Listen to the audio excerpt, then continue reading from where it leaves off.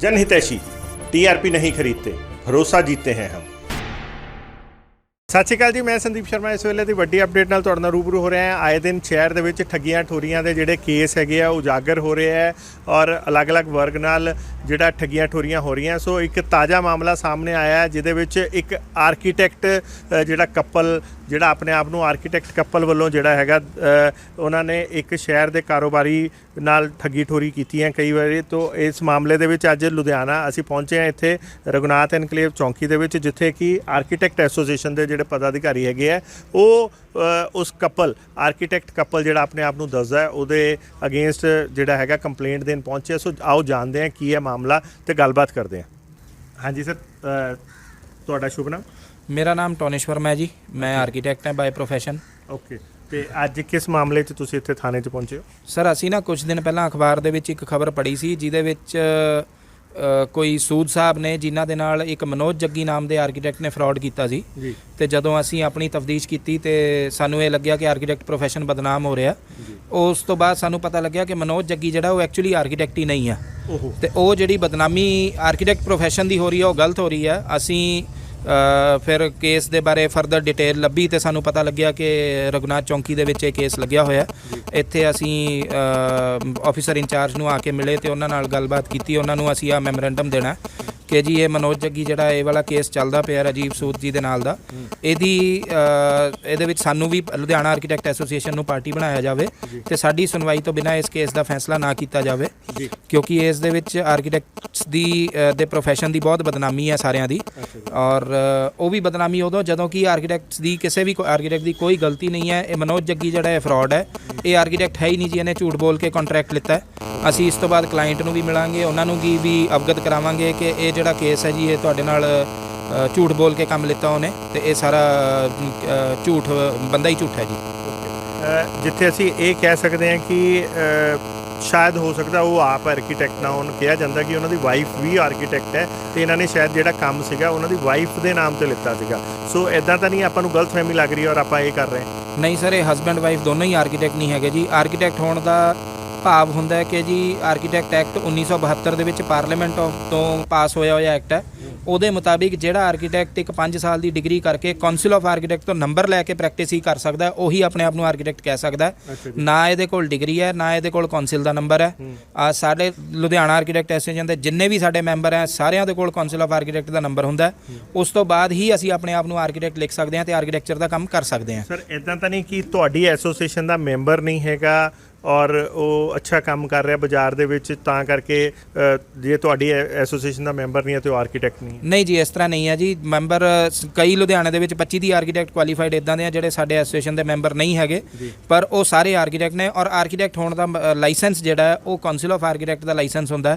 ਉਹ ਆਪਣਾ ਲਾਇਸੈਂਸ ਪੇਸ਼ ਕਰ ਦੇਵੇ ਕਿ ਮੇਰੇ ਕੋਲ ਕਾਉਂਸਲ ਆਫ ਆਰਕੀਟੈਕਟ ਦਾ ਲਾਇਸੈਂਸ ਆ, ਅਸੀਂ ਮਾਫੀ ਮੰਗ ਲਾਂਗੇ ਕਿ ਭਾਈ ਸਾਹਿਬ ਸਾਡੇ ਤੋਂ ਗਲਤੀ ਹੋ ਗਈ, ਅਸੀਂ ਇਹ ਬਿਆਨ ਦਿੱਤਾ ਕਿ ਤੁਸੀਂ ਆਰਕੀਟੈਕਟ ਨਹੀਂ ਹੋ। ਪਰ ਅਸੀਂ ਕੌਨਫੀਡੈਂਟ ਹੈ ਕਿ ਉਹ ਆਰਕੀਟੈਕਟ ਨਹੀਂ ਹੈ, ਨਾ ਉਹਨਾਂ ਨੇ ਡਿਗਰੀ ਕੀਤੀ ਹੈ ਔਰ ਨਾ ਕੀਤੀ ਹੈ ਦੀ। ਹਾਂਜੀ, ਅਸੀਂ ਜਾਂਚ ਕੀਤੀ ਹੈ ਜੀ। ਜਿੱਥੋਂ ਇਹਨਾਂ ਨੇ ਦਫ਼ਤਰ 'ਚੋਂ ਟ੍ਰੇਨਿੰਗ ਕੀਤੀ ਹੈ, ਜਿੱਥੇ ਪੜ੍ਹਾਈ ਕੀਤੀ ਹੈ, ਉਹ ਸਾਰੀਆਂ ਚੀਜ਼ਾਂ ਅਸੀਂ ਲੱਭੀਆਂ ਤੇ ਕਾਉਂਸਲ ਆਫ ਆਰਕੀਟੈਕਟ ਦੇ ਰਿਕਾਰਡ ਨੂੰ ਅਸੀਂ ਛਾਣਿਆ।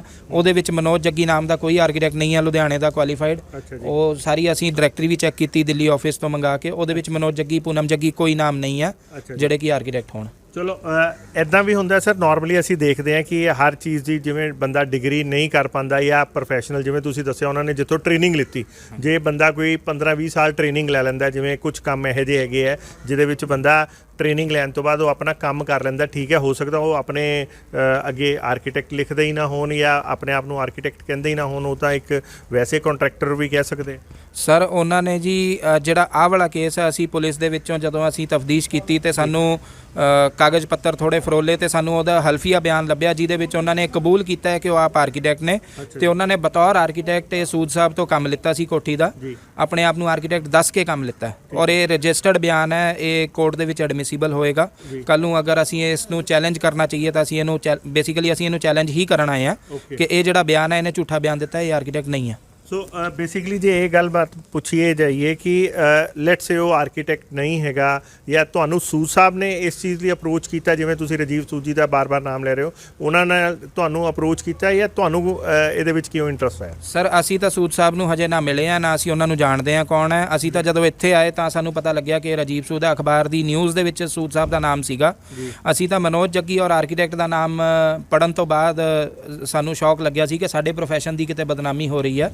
ਔਰ ਜਦੋਂ ਅਸੀਂ ਉਹਨੂੰ ਫਰਦਰ ਤਫਦੀਸ਼ ਕੀਤੀ ਤਾਂ ਸਾਨੂੰ ਪਤਾ ਲੱਗਿਆ ਕਿ ਇਹ ਜਿਹੜਾ ਕੋਈ ਸੂਦ ਸਾਹਿਬ ਹੈਗੇ ਨੇ ਉਹਨਾਂ ਦੀ ਕੋਠੀ ਬਣਦੀ ਪਈ ਸੀ। ਅਸੀਂ ਹਜੇ ਤੱਕ ਉਹਨਾਂ ਨੂੰ ਨਹੀਂ ਮਿਲੇ, ਨਾ ਹੀ ਅਸੀਂ ਉਹਨਾਂ ਨੂੰ ਜਾਣਦੇ ਹਾਂ ਕੌਣ ਹੈ।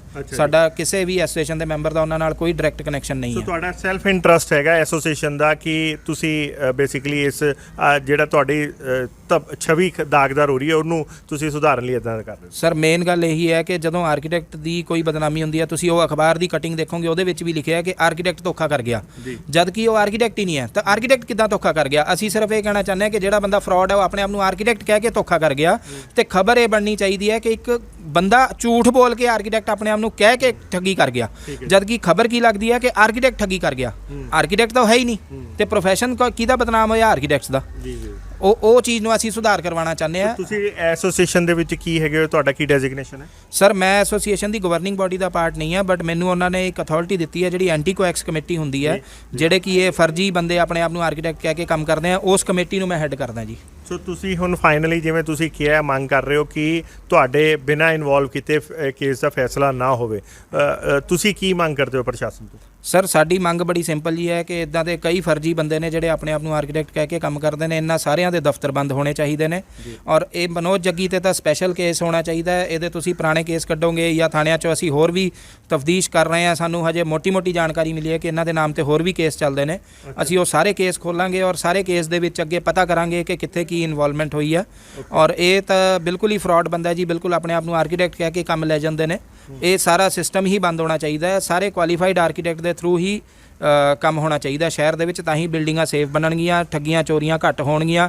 ਇਹ ਪ੍ਰੋਫੈਸ਼ਨ ਬੜਾ ਨੋਬਲ ਪ੍ਰੋਫੈਸ਼ਨ ਹੈ, ਬੜਾ ਰਿਸਪੈਕਟੇਬਲ ਪ੍ਰੋਫੈਸ਼ਨ ਹੈ, ਪਰ ਇਹ ਕੁਝ ਬੰਦਿਆਂ ਨੇ ਇਹਨੂੰ ਖਰਾਬ ਕਰਤਾ ਇੱਦਾਂ ਦੀਆਂ ਝੂਠੀਆਂ ਕਹਾਣੀਆਂ ਗੜ ਕੇ ਔਰ ਇੱਦਾਂ ਦੇ ਲੋਕਾਂ ਨਾਲ ਠੱਗੀਆਂ ਕਰਕੇ। ਅਸੀਂ ਇਸ ਚੀਜ਼ ਨੂੰ ਬੰਦ ਕਰਾਉਣਾ ਚਾਹੁੰਦੇ ਹਾਂ ਜੀ। ਹਾਂਜੀ ਸਰ, ਤੁਸੀਂ ਕੁਝ ਕਹੋਗੇ? ਅਸੀਂ ਕਹਿਣਾ ਚਾਹੁੰਦੇ ਹਾਂ ਕਿ ਲੁਧਿਆਣਾ ਆਰਕੀਟੈਕਟ ਐਸੋਸੀਏਸ਼ਨ ਵੱਲੋਂ ਅਸੀਂ ਇਹੀ ਅਪੀਲ ਕਰਦੇ ਹਾਂ ਕਿ ਜਿਹੜੇ ਆਰਕੀਟੈਕਟ ਨਹੀਂ ਹੈਗੇ ਪਰ ਉਹ ਆਪਣੇ ਆਪ ਨੂੰ ਇੱਕ ਆਰਕੀਟੈਕਟ ਕਹਿ ਕੇ ਝੂਠੇ ਲੋਕਾਂ ਦੇ ਨਾਲ ਵਾਅਦੇ ਕਰਕੇ, ਕਿਉਂਕਿ ਜਿਹੜਾ ਘਰ ਬਣਾਉਣਾ ਹੁੰਦਾ ਇੱਕ ਹਰੇਕ ਆਦਮੀ ਦਾ ਸੁਪਨਾ ਹੁੰਦਾ, ਉਹ ਸਾਰੀ ਮਿਹਨਤ ਦੀ ਕਮਾਈ ਆਪਣੀ ਉਸ ਘਰ ਦੇ ਉੱਤੇ ਲਗਾਉਂਦਾ।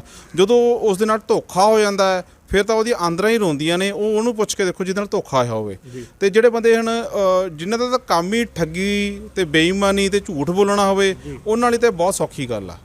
ਤੇ ਸੋ ਅਸੀਂ ਸਾਰਿਆਂ ਨੂੰ ਇਹੀ, ਤੁਸੀਂ ਜਿੱਦਾਂ ਭਾਈ ਸਾਹਿਬ ਉਹਨਾਂ ਨੇ ਆਰੋਪ ਲਗਾਏ ਹੈ ਕਿ ਇਹਨਾਂ ਨੇ ਹੋਰ ਵੀ ਕਈ ਫਰਾਡ ਕੀਤੇ ਹੈ, ਇਹ ਇਦਾਂ ਦੀ ਕੋਈ ਗੱਲਾਂ ਐਕਚੁਅਲ 'ਚ ਸਾਹਮਣੇ ਆਈਆਂ ਜਾਂ ਵੈਸੇ ਕਿ ਕਈ ਵਾਰੀ ਕਹਿਣ ਨੂੰ ਕਿਹਾ ਜਾਂਦਾ? ਨਹੀਂ ਜੀ, ਇਹਨਾਂ ਦੇ ਜਿਸ ਤਰ੍ਹਾਂ ਅਸੀਂ ਸੂਦ ਸਾਹਿਬ ਨਾਲ ਇਹਨਾਂ ਠੱਗੀ ਠੋਰੀ ਕੀਤੀ ਹੈ, ਇਹਨਾਂ ਦੇ ਕੋਲ ਇੱਕ ਪਹਿਲਾਂ ਵੀ ਪਰਚਾ ਦਰਜ ਹੋਇਆ ਜਿਹਦੇ ਵਿੱਚ ਬੜੇ ਨੋਮੀਨਲ ਹੈਗੇ ਨੇ, ਆਪਣੇ ਚਾਵਲਾ ਚਿਕਨ ਵਾਲੇ ਹੈਗੇ ਆ, ਉਹਨਾਂ ਦੀ ਇਹਨਾਂ ਨੇ ਬਿਲਡਿੰਗ ਬਣਾਈ ਸੀਗੀ।